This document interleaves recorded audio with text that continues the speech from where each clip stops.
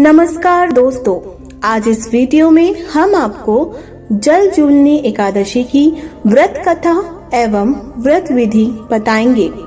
धर्मराज युधिष्ठिर ज्ञान के विस्तार के लिए कहने लगे कि हे भगवान, भाद्रपद शुक्ल एकादशी का क्या नाम है, इसकी विधि तथा इसका महात्म्य कृपा करके कहिए। तब भगवान श्री कृष्ण कहने लगे कि इस पुण्य, स्वर्ग और मोक्ष को देने वाली तथा सब पापों का नाश करने वाली उत्तम वामन एकादशी का महात्म्य मैं तुमसे कहता हूँ। तुम ध्यान पूर्वक सुनो। यह पद्म एकादशी, परिवर्तनी एकादशी, जयंती, जलजूलनी और ढोल एकादशी भी कहलाती है। इसका व्रत करने से वाजपेय यज्ञ का फल मिलता है। पापियों के पाप नाश करने के लिए इससे बढ़कर कोई उपाय नहीं। जो मनुष्य इस एकादशी के दिन मेरी पूजा करता है, उससे तीनों लोग पूज्य होते हैं। अतः मोक्ष की इच्छा करने वाले मनुष्य इस व्रत को अवश्य करें। जो कमल नयन भगवान का कमल से पूजन करते हैं, वे अवश्य भगवान के समीप जाते हैं। जिसने भाद्रपद शुक्ल एकादशी को व्रत और पूजन किया, उसे ब्रह्मा, विष्णु सहित तीनों की पूजा का फल मिलता है। अतः इस एकादशी का व्रत अवश्य करना चाहिए। इस दिन भगवान करवट लेते हैं, इसलिए इसको परिवर्तनी एकादशी भी कहते हैं। भगवान के वचन सुनकर युधिष्ठिर बोले कि भगवान, मुझे अति संदेह हो रहा है कि आप किस प्रकार सोते और करवट लेते हैं तथा किस तरह राजा बलि को बांधा और वामन रूप रखकर क्या क्या लीलाएं की। चातुर्मास के व्रत की क्या विधि है तथा आपके शयन करने पर मनुष्य का क्या क्या कर्तव्य है, कृपया मुझे विस्तार से बताइए। श्री कृष्ण कहने लगे, हे राजन, अब आप सब पापों को नष्ट करने वाली कथा का श्रवण करें। त्रेता युग में बलि नामक एक दैत्य था। वह मेरा परम भक्त था। विविध प्रकार के वेद सूक्तों से मेरा पूजन किया करता था और नित्य ही ब्राह्मणों का पूजन तथा यज्ञ के आयोजन करता था। लेकिन इंद्र से द्वेष के कारण उसने इंद्रलोक तथा सभी देवताओं को जीत लिया। इस कारण सभी देवता दुखी होकर सोच विचार कर भगवान श्री हरि के पास गए। बृहस्पति सहित इंद्रादिक सभी देवता प्रभु के निकट जाकर और नतमस्तक होकर वेद मंत्रों द्वारा भगवान का पूजन और स्तुति करने लगे।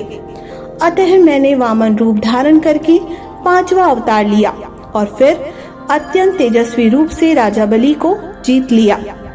इतनी वार्ता सुनकर राजा युधिष्ठिर बोले, हे जनार्दन, आपने वामन रूप धारण करके उस महाबली दैत्य को किस प्रकार जीता? श्री कृष्ण कहने लगे, मैंने वामन रूप धारण करके बलि से 3 पग भूमि का दान मांगा।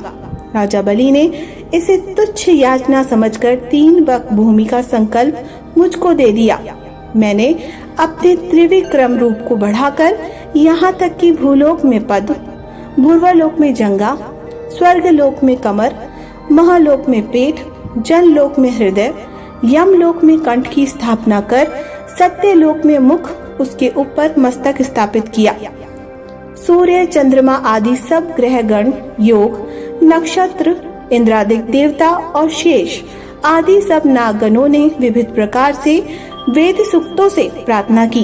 तब मैंने राजा बलि का हाथ पकड़ के कहा कि हे राजन, एक पद से पृथ्वी, दूसरे से स्वर्गलोक पूर्ण हो गए। अब तीसरा पग कहाँ रखूं? तब बलि ने अपना सिर झुका लिया और मैंने अपना पैर उसके मस्तक पर रख दिया, जिससे मेरा वह भक्त पाताल को चला गया। फिर उसकी विनती और नम्रता को देखकर मैंने कहा कि हे बलि, मैं सदैव तुम्हारे निकट रहूंगा।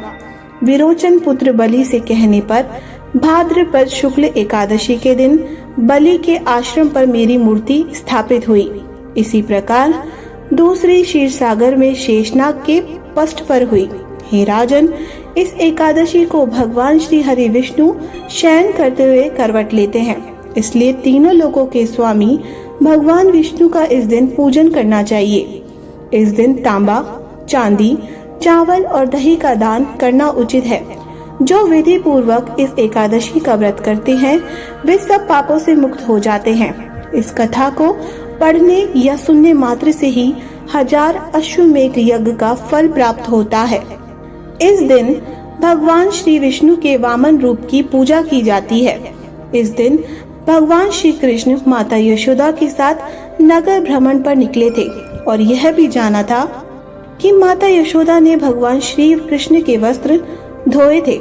इस दिन कहना की पालना रस्म भी संपन्न हुई थी, अतः इस एकादशी को जल झूलनी एकादशी भी कहा जाता है। मंदिरों में इस दिन भगवान श्री विष्णु श्री कृष्ण को पालकी में बिठाकर शोभा यात्रा निकाली जाती है। उनको तालाब में स्नान व नौका भ्रमण कराया जाता है, इसलिए इसे ढोल ग्यारस भी कहते हैं। एकादशी का दिन भगवान विष्णु को बहुत प्रिय होता है। जो भी भक्तजन इस व्रत को पूरी श्रद्धा से करते हैं, उन्हें अंत में मोक्ष की प्राप्ति होती है। बोलो भगवान श्री हरि विष्णु की जय।